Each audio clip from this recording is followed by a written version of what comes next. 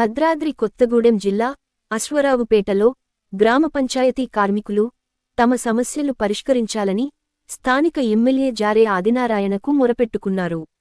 శ్రమకు తగ్గ వేతనం లభించడం లేదని, వేతనాలలో హెచ్చుతగ్గులు ఉన్నాయని, ఆదివారం సెలవు ప్రకటించాలని, ఆరోగ్య సమస్యలు వచ్చినప్పుడు వేతనంతో కూడిన సెలవు మంజూరు చేయించాలని, గ్రామ పంచాయతీ కార్మికులను రెగ్యులరైజ్ చేయాలని పలు సమస్యలను ఎమ్మెల్యే జారే ఆదినారాయణకు విన్నవించుకున్నారు. పై అధికారులతో మాట్లాడి సమస్యలు పరిష్కరిస్తానని ఎమ్మెల్యే జారే ఆదినారాయణ పంచాయతీ కార్మికులకు హామీ ఇచ్చారు.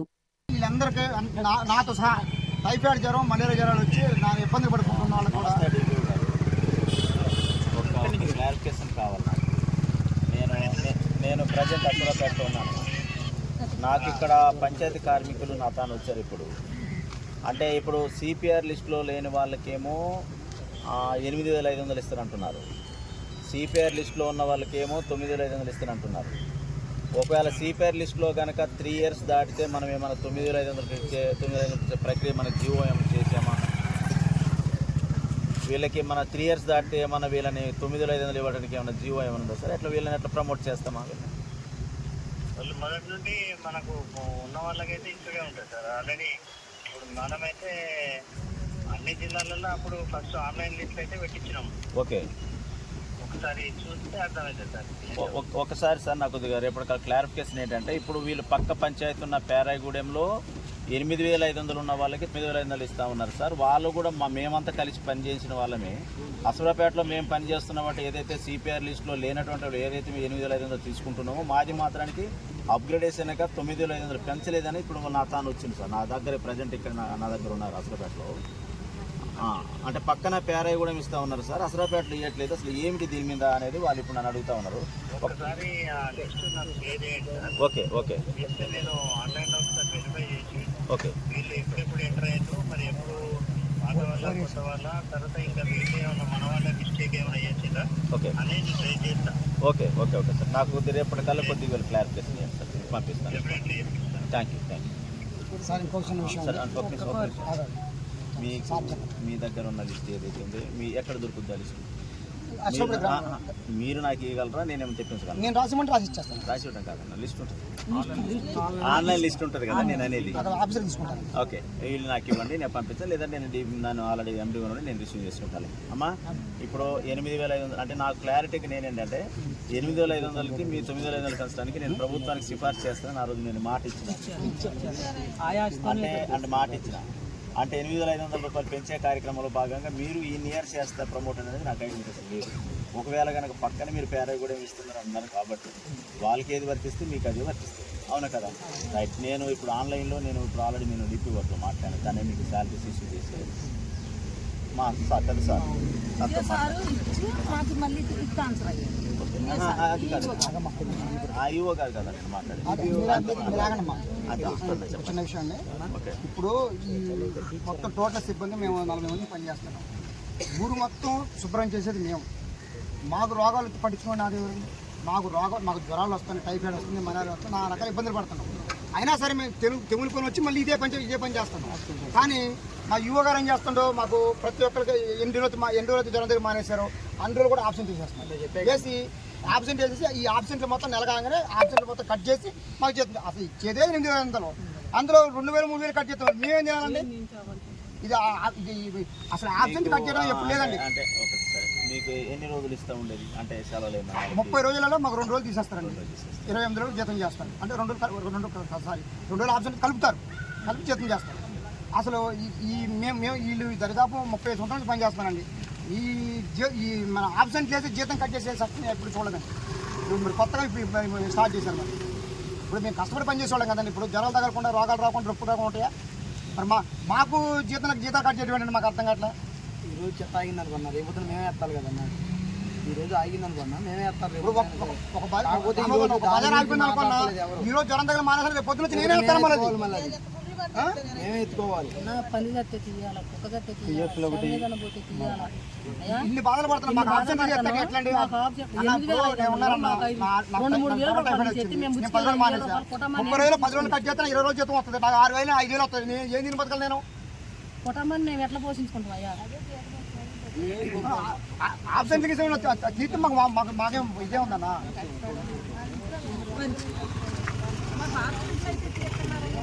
వరకు లేదు కదా, ఇప్పుడు ఫస్ట్ ఈ చూసుకో వచ్చింది కాబట్టి ఆయనతో మాట్లాడి దాన్ని పరిశీలి చేద్దాం. ఇంతవరకే ఉందయ్యా, కాబట్టి వ్యక్తి ఉన్న వారు మా ముందుకు రాలేదు, అందుకోసం చెప్తాను.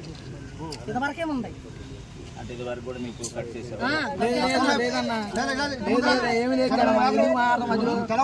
లేదు ఎందుకు వచ్చి మాట్లాడుతున్నా అర్థం కాదు అన్న. ఇంట్లో మీరు జీతం అన్న రోజుకి 270 రూపాయలు పడుతుంది.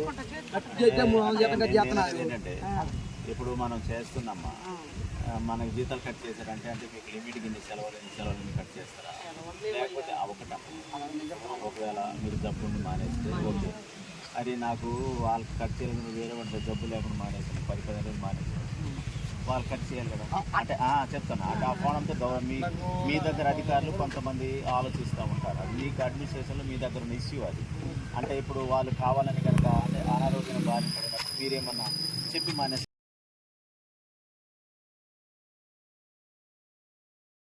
సార్, దాన్ని ఎంక్వైరీ చేస్తాను అమ్మా, నేను ఎంక్వైరీ చేస్తాను. అంటే ఒకవేళ లేదు సార్ వాళ్ళు అట్లనేది నేను చేస్తాను, కానీ నేను మీకు క్లారిఫికేషన్ చేస్తాను, సరేనా? దొరగారు చిన్న మాట, ఇవాళ మాకు ఎందుకు వెళ్తుంది, మాకు పూట ఎలా గడుస్తుంది, మీ పిల్లలు ఎలా చదివించుకోవాలి, మేము ఇల్లు ఎలా కట్టించుకోవాలి, ఇలా ₹1,00,000 జీతగాడు కూడా అప్పుల పాలు ఇవ్వడం సరిపోవట్లేదు. మేము ఇందులోకి వచ్చేసి 30 సంవత్సరాలు. ఇదే మన పెద్దగారు రమేష్ గారు దొరగారు వార్డు నెంబర్గా 10వ వార్డు నెంబర్గా వచ్చినారు. ఇందులో పనిచేసినప్పుడు మేము డ్యూటీలోకి వచ్చాం. ఇవాళ అయినా మండల స్థాయిలో, జిల్లా స్థాయిలో, అసెంబ్లీ స్థాయిలో, కేంద్ర స్థాయిలోకి ఎదిగిపోయారు ఆయన. మా బతుకులు అయితే ఎలాగంటే మమ్మల్ని మార్చిన వాళ్ళు ఎవరో లేరు. మాకు జీతాలు పెరగాలి, మాకు పర్మిట్ చేస్తున్నారని గవర్నమెంట్ వస్తే మాకు న్యాయం చేస్తారని మిమ్మల్ని మేము గెలిపించుకున్నాం. మిమ్మల్ని గెలిపించుకున్నాం, ఎంపీని గెలిపించుకున్నాం, ఈ రాష్ట్ర గవర్నమెంట్ని ముఖ్యమంత్రిని చేసుకున్నాం, గెలిపించుకున్నాము. మాకు పర్మిట్లు అవ్వాలి, మా బాధల సాధలు అన్నీ చూడాలి. మాకు హెల్త్ కార్డులు లేవు దొరగారు, ఎక్కడికి పోయినా కూడా కుక్కలు పడేసినట్టు పడేస్తున్నారు. మీ అందరికి ఒక చిన్న సలహా ఇస్తాను, ఇన్సూరెన్స్ ఒకటి కట్టుకోండమ్మా. నేను అవసరం వస్తే నేను ఇన్సూరెన్స్ వాళ్ళ సొసైటీతో మాట్లాడతాను. మీరు ఇన్సూరెన్స్ క్లెయిమింగ్ కంపల్సరీగా మీరు చేయించాలన్నమాట. ఎందుకంటే అనారోగ్యం బాధపడినప్పుడు కానీ ఏదైనా తీసుకెళ్ళినప్పుడు ఏదైనా కింద పడి చనిపోవడం జరిగితే మనకు ఆ ఇన్సూరెన్స్. ఎందుకంటే ఉదయం నుండి సాయంత్రం వరకు మీరు కష్టపడి పని చేస్తారు.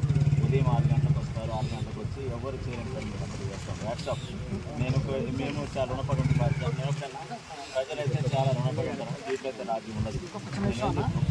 నేను ఏం చేస్తున్నానంటే, సరే గతంలో మీకు శాలరీ చాలా లేట్ అయింది సార్, మీరు అందరూ అభ్యర్థున్నారు, ప్రభుత్వం తీసుకెళ్ళి వాళ్ళకి ముందు శాలరీ ఏంటి సార్, బల్బు వెలగకున్న పర్లేదు, కానీ ముందు వాళ్ళకి అంటే మనం బ్లీచింగ్ కంటే బల్బు కంటే ముందు వాళ్ళు పనిచేసే వాళ్ళకి ముందు ఇవ్వండి సార్. తర్వాత మిగిలిన బడ్జెట్ గ్రామాల్లో విస్తరింపు చేయాలి.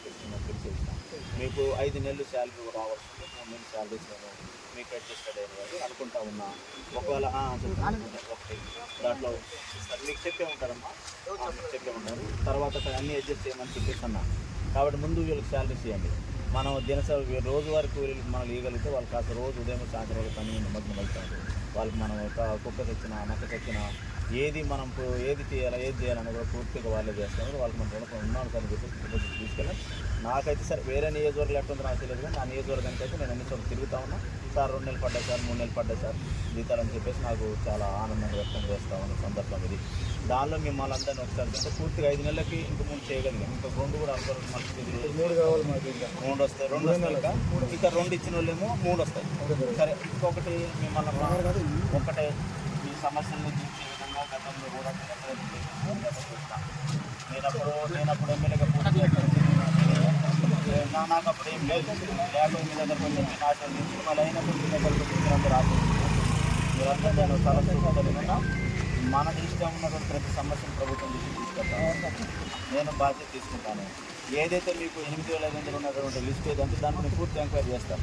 అసలు 8,500 ఎవరికి ఇస్తారు, 9,500 ఎవరికి ఇస్తారు, మీరు 8,500 చేసేవాళ్ళు ఎన్ని ఏళ్ళకి 9,500 చేరుకుంటారు అనే దాని మీద నేను ఖచ్చితంగా నాకు ఈ లిస్టు ద్వారా నేను మీకు రేపు నేను ఆల్రెడీ 10 గంటలు నేను ఇక్కడికి వస్తాను. నేను వస్తాను, మీరు ఎక్కడో ఒకసారి అబ్బాయిని నేను చూస్తూనే ఉంటాను. నేను దారిపోను కదా, రేపు వస్తా కదా, రేపు మళ్ళీ మీలోనే ఒకసారి కూర్చొని మాట్లాడి ఒకవేళ కనుక అన్ని నియోజకవర్గాల్లో వేరుగా ఉండి వేరే గ్రామాల్లో వేరుగా ఉండి ఈ గ్రామంలో వేరుకున్నా వల్ల నేను దాన్ని ఏం చేయలేను అడిగాను. అమ్మ అన్ని చోట్ల అలాగే ఉన్నప్పుడు నేను ఏం చేయలేను, కానీ ఇక్కడ వేరు అక్కడ వేరు ఉందనుకో అప్పుడు నేను వెంటనే దాని మీద స్పందిస్తాను. అధికారికి మనం చెప్పినాం, పైన కాదు వాళ్ళ డిపార్ట్మెంట్ రేపటికల్లా నాకు పూర్తి సమాచారం ఇచ్చిన తర్వాత రేపు 11 ప్రాంతంలో మీకు ఇస్తాను. మీకు రావాల్సినటువంటి ఏదైతే ఉందో దాన్ని మీకు చేర్చేది నేను బాధ్యత అమ్మా. చెప్తున్నామా మండలంలో ఉన్న 30 గ్రామ పంచాయతీలలో ఆదివారం రోజున ఫుల్ డే సెలవు ఇస్తాం. ఓకే, ఈవెన్ పేరాయగూడెం పంచాయతీ సహా. కానీ అశ్వరాగూడ పంచాయతీ మీద సెలవు కొట్టాం. కారణం ఏంటి? మీరు ఏదో రుణం అన్నా, ప్రజలకి ఏదో మీరు బాకీ ఉన్నారు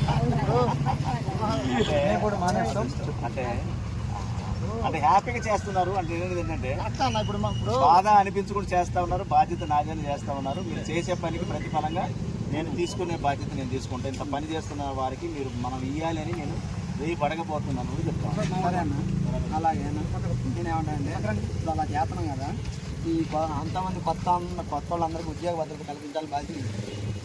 ఇప్పుడు అలాగైతే ఇప్పుడు ఈ 9,000 అనే వ్యత్యాసం ఎలా ఉంది రాకుండా చేయాలని బాధ్యత మీదే. ప్రజలకు సేవ ఒకటన్నా నా నియోజకవర్గ తరఫున వీరికి అవకాశం ఇవ్వాలని నేను అప్పీల్ చేస్తాను. వేరే నియోజకవర్గ తరఫున ఎమ్మెల్యేస్ వాళ్ళు అప్పీల్ చేస్తారు. నేను ఈ కోణంలో కూడా నేను నాకు సంబంధించిన ఎమ్మెల్యేలందరూ తోడుకొని కూడా నేను ప్రభుత్వం దృష్టికి మన సీఎం దృష్టికి నేను చేయాలని కూడా నేను ప్రతిపాదనలో ముందు ఉంటానని మీ అందరికీ తెలియజేస్తా ఉన్నాను. అన్న మీరు చూస్తారు, నేను రెఫరల్ లెటర్ చూస్తాను, నేను వెళ్తానా లేదా నేను చూస్తాను. అయ్యా మేము చాలా నుంచి చేస్తాం కాదమ్మా, మేము దిగిపోయి ఒకవేళ మేము చెయ్యలేనప్పుడు మేము మాకు వెనకాల ఏం లేదు